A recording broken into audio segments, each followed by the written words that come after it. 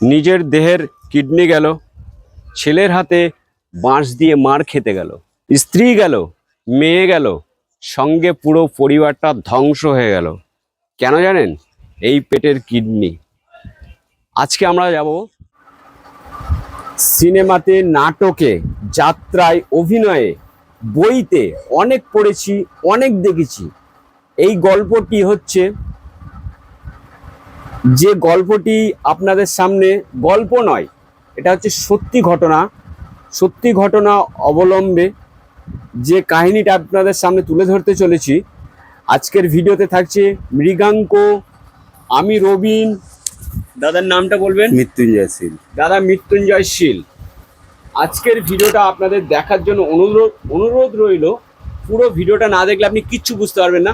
ফুল ভিডিওটা দেখুন। ভিডিওটা শুরু হচ্ছে।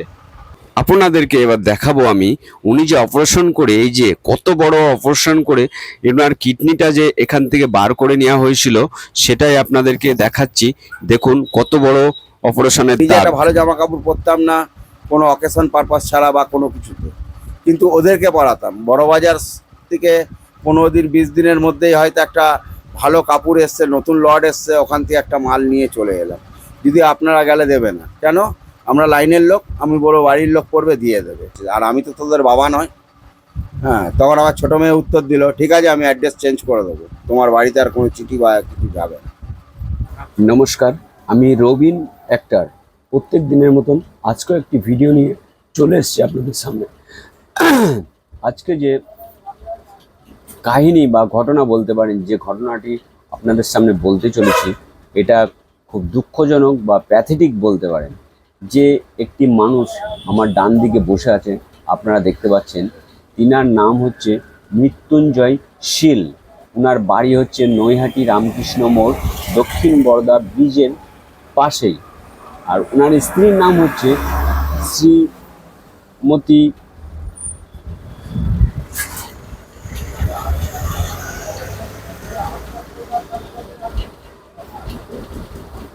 সোমা শীল, ছেলের নাম প্রীতম শীল। যে কাহিনীটা ওনার সঙ্গে ঘটে গিয়েছে, আপনাদেরকে তো প্রথমেই বলেছি যে কিডনি বেচে দিয়েছেন উনি একটা। তো কিডনি বেচে কি কি হয়েছে, উনি ছিলেন কিন্তু প্রথমে হিরো। হিরো থেকে কিন্তু কিডনি বেচার পরে উনি হয়ে যান ডবল হিরো। এরপরেই তো কাহিনী শুরু হয়ে গেছে। তিনার কিডনিটা কেন বেঁচেছিল? উনার একটি মেয়ের বিয়ে ঠিক হয়ে গিয়েছিল। উনার বউ বলেছিল যে সোনা দানা সব আছে আমার কাছে, 30,000 টাকাও আমার কাছে আছে, তুমি মেয়ের বিয়ে ঠিক করো।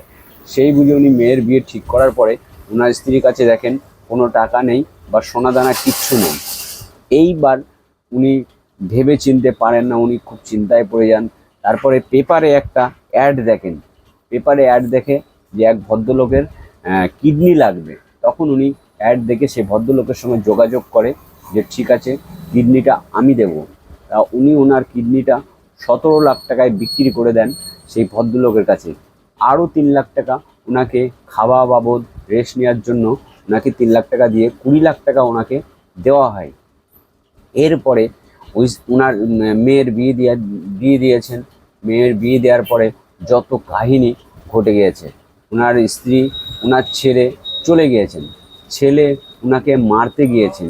ঘটনাগুলো উনি আমাকে বলেছেন, সেগুলো আপনাদেরকে শোনাচ্ছি। ওনার মেয়ের বিয়ে হয়ে যাওয়ার পরে কারোর সঙ্গে আর কোনো পরিচয় নেই। মেয়েরা থাকে আলাদা, বাবা থাকে, শুধু বাবা এখন একাই থাকেন এই বাড়ির একটি ছোট্ট একটি খোপের মধ্যে, খুব ঘরের মধ্যে আর কি। আর এই ইনার স্ত্রী নাকি ইনার ঘরের সমস্ত জিনিসপত্র নিয়ে আলাদা ভাড়ার বাড়িতে থাকেন। এরপরে একটা মানুষের লাইফে কত রকমের ঘটনা ঘটেছে, সেটাই আপনাদেরকে এই ভিডিওতে শোনাচ্ছি। এত কিছু ঘটার পরেও তিনার কিন্তু খুব বাঁচার ইচ্ছা।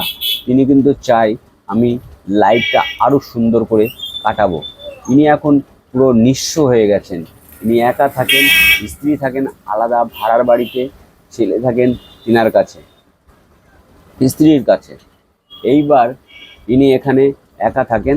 আমাদেরকে কোনো রকম যোগাযোগ করে আমাদেরকে বলেন, দাদা এই ব্যাপার। তা আমরা বলি যে একটা ঠিক আছে, আপনাদের সঙ্গে একটা ভিডিও বানিয়ে দেওয়া যাক। আপনাকে একটা ভিডিও বানাবো, অসুবিধা নেই তো?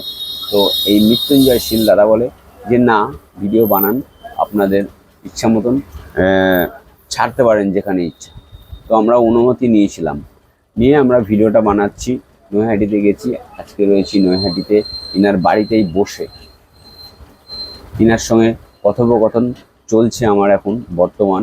তো ইনি লাস্ট ফিনিশিং কি বলেছে সেটা আপনাদেরকে ইনার মুখ থেকেই শোনাবো। ইনার অনেক কিছু ঘটনা ঘটে গিয়েছে ইনার সঙ্গে।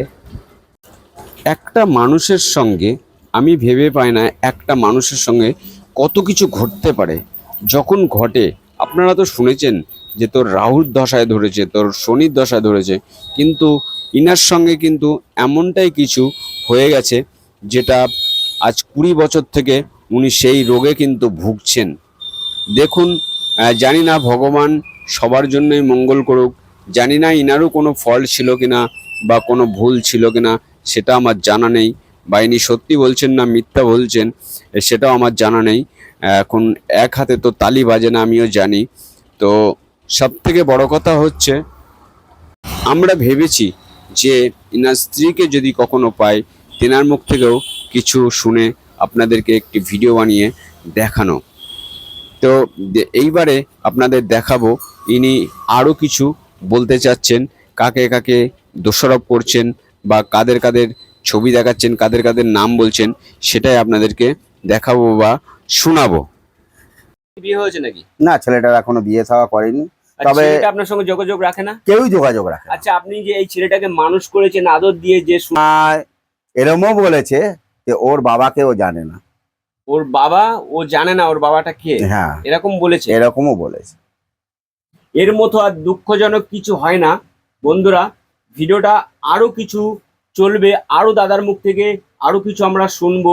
তবে একটা জিনিস কি জানেন তো, তুলে ধরবো। এই যে এ চলে যাওয়ার পরে এদের ফ্যামিলির এক একটা নোংরা জিনিস আমার সামনে এসে গেছে।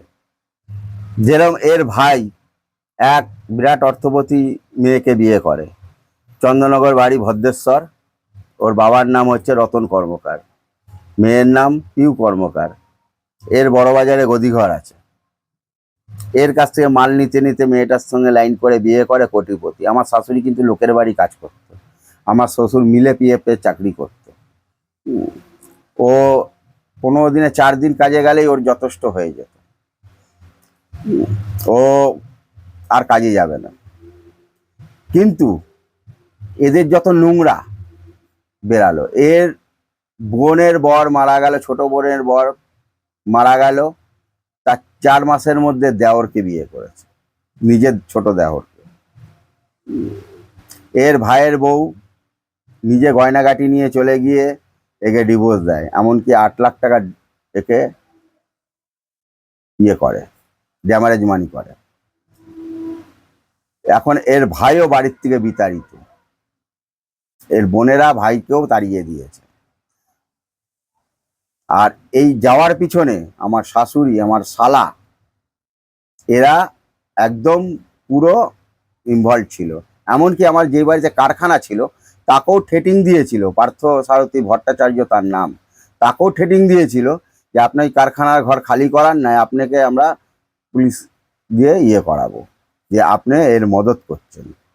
যার জন্য আমাকে সে নিজে মালপত্র বের করার জন্য আমার কাছে ভাড়া পর্যন্ত ছিল না, কেন আমার অ্যাকাউন্ট পর্যন্ত খালি করে দিয়েছিল। আমাকে সে নিজে 5,000 টাকা দিয়ে আমার গাড়ি ভাড়া করিয়ে আমাকে মালপত্র বাড়ি পর্যন্ত পৌঁছে দিয়েছে। সেও আমার কাছে কিছু টাকা পাবে এখন পর্যন্ত, কেন আমি তো নিঃস্ব হয়ে গেছিলাম, আমি কি করে দেবো। লক্ষ্মী পুজোর 2 দিন পর বেরিয়েছে, আমার টোটাল মার্কেটের পয়সা নিয়ে বেরিয়েছে। এমনকি আমরা যে গার্মেন্টসের কাজ করি, মাল কাটিং করতে গিয়ে যে কিছু কাপড় বাঁচিয়ে নিয়ে আমরা সেই কাপড়গুলোকে মাল বানিয়ে বিক্রি করি, এমনকি আমার ছেলে, বউ, শালা তারা ভিডিও কল করেও মালিককে জানিয়েছে। এমনকি মালিকের নামও আমি বলে দিচ্ছি, তার কোম্পানির নাম হচ্ছে কামাখ্যা ড্রেসেস, আর মালিকের নাম হচ্ছে সমীলন দাস। আপনারা বাড়ি কোথায়? এই মালিকের বাড়ি আগরপাড়া। আচ্ছা আচ্ছা। আপনারা ফেসবুকে সমীলন দাস সার্চ করলে পেতে পারেন। আর কামাখ্যা ড্রেসেস ব্লাউজ জগতে বিরাট বড় একটা নাম, যেরকম শ্রীহরি পাল, মহাশক্তি, কামাখ্যা ড্রেসেস আমি কামাখ্যা ড্রেসেসও এরকম একটা বড় নাম। যেই কোম্পানির মাল করতাম সেই কোম্পানির থেকেও আমি টাকা পাইনি, যাহাতে তারা বলেছে যে তুমি আমার মাল চুরি করে বিক্রি করে দিয়েছো, আমাকে মাল দাওনি। এবার তার কাছেও তো আমি কোনো ক্লেম পাচ্ছি না, কেন আমায় দেখাচ্ছে উনি রেকর্ডিং যে দেখ তুই যে চুরি করেছিস, কী কী মাল চুরি করেছিস তাও দেখাচ্ছে, কোন কোন দোকানে মাল বিক্রি করেছিস তাও বলছে। এবার বলুন, আমি একটা কাপড় বাঁচিয়ে সেই কাপড়টা তো মাল বানিয়ে এই মেকারের কাজ। আচ্ছা, বুঝতে পেরেছি। যেমন সোনার উপর কাজ করে, যখন ধরেন সোনার উপর দোকানে কোনো কারিগর কাজ করে, যখন সোনাটা মানে ঘষে মেজে যে সোনাটা বাঁচে, সেটা কিন্তু কারিগরেরই মানে ওর ইয়ে হয়ে যায়। হ্যাঁ, সেরকম আমাদেরই মালিক বুঝিয়ে দিল যে 50 মিটার মালে আমার 70 পিস মাল হবে। মাল আমাকে বুঝিয়ে দেবে। হ্যাঁ, 70 পিস মাল হবে। এবার আমি 70 পিসের জায়গায় দেখা যাচ্ছে 72 পিস মাল দিয়েও আমি কিছুটা মাল দিয়েও আপনার আমি কাছে কিছুটা বাঁচিয়ে রাখলাম। যাচ্ছে, সেটা তো আমরা আপনারই প্রাপ্য। সেটা তো আমাদের নিজস্ব কারিগরির ক্ষমতা, আমাদের নিজের শিল্প ক্ষমতা। তা আপনি ওই আপনার মালিককে বলেননি যে যে আপনার মাল তো আপনি বুঝে পেয়েছেন? বললে তো সে মানছে না। না কি ভিডিও কল কোথায় কি আছে সেটা আমি কেন না, তুই আমার মাল চুরি করে বিক্রি করেছিস। চুরি করেছি তার কি প্রমাণ আছে? আপনার মাল আপনাকে বুঝিয়ে দিয়েছি না, না? বলছে তোর ছেলে বউ তো নিজে ভিডিও করে পাঠিয়েছে তুই চুরি করে বিক্রি করেছিস, এমনকি তোর বউয়ের কাছেও মাল রয়েছে 74 পিস। কেন বউকে এই পড়বার প্রশ্নের জন্য? উত্তর আমার কাছে নেই। বন্ধুরা, তোমাদের যদি এই প্রশ্নের উত্তর থাকে, আমার কাছে মালিক 70 পিস মাল দিয়েছে, 70 পিসের জায়গায় আমি তাকে 72 পিস দিয়েছি, দেওয়ার পরেও যদি আমাকে চোর হতে হয়, এই উত্তর আমার কাছে নেই। না, মালিকের আমি কোনো দোষ দেবো না দাদা। কেন বলুন তো, আপনি তো পয়সা দিয়ে কাপড়টা কিনছেন, আপনাকে যখন সে চোখে আঙ্গুলি দেখিয়ে দিচ্ছে যে বাঁচাচ্ছে, সে বাঁচাচ্ছে কি খাটনিতে বাঁচাচ্ছে সেটা মালিক সে তো দেখবে না। বটেই। সে দেখছে আমার কাপড়টা বেঁচেছে, তাহলে আমাকে রিটার্ন আচ্ছা, দাও। আচ্ছা। এটা যদি আমিও মালিক হই কোনোদিন, আমিও কিন্তু এটাই বলবো। আমিও জানি যে কাপড় বাঁচবেই বা বাঁচাবেই। বেশ, শুনলেন দাদার মুখ থেকে দাদার কোন জায়গায় ফল্ট আছে, কোন জায়গায় সাচ আছে, ঠিক আছে, কোন জায়গায় সত্যি কথা বলছে, কোন জায়গায় মিথ্যে কথা। দাদা কিন্তু পুরোটাই প্রমাণ দিয়ে দিয়েছে কোন জায়গায় আমার ফল্ট আছে। উনি কাপড় থেকে যেটুকুনি কাপড় বাঁচতো সেটুকুই কিন্তু দাদা মারতো। দাদা নিজে বলছে, হ্যাঁ আমার ওটা প্রাপ্য হিসাবে তো আপনি 70 পিস মাল দিয়েছেন, আপনাকে 72 পিস দিয়েছি। এবার মালিক যদি 50 মিটার কাপড়ে 70 পিস মাল হবে, এবার যদি আমি 69 পিস মাল দেই, তখন কিন্তু মালিক 1 পিস না, ড্যামারেজ না, নিয়ে নেবে। হ্যাঁ একদম 1 পিস মালের দাম নিয়ে নেবে। যে একদম। কিংবা সেলাই করতে গিয়ে যদি দুটো মাল খারাপ হয়ে যায়, সেই মালের ড্যামারেজ কিন্তু আমাকে গুনতে হবে।